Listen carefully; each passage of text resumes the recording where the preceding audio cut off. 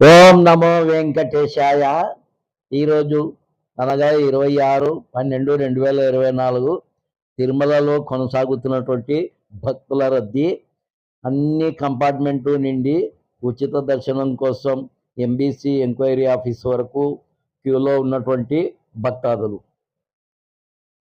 సర్వదర్శనం కోసం ఏ టోకన్ లేనటువంటి శ్రీవారి భక్తులకు సుమారుగా 20 గంటల సమయం తీసుకుంటుంది. ఎస్ఎస్డి టోకన్లు కలిగినటువంటి వారికి 4 గంటల నుంచి 6 గంటల సమయం తీసుకుంటుంది.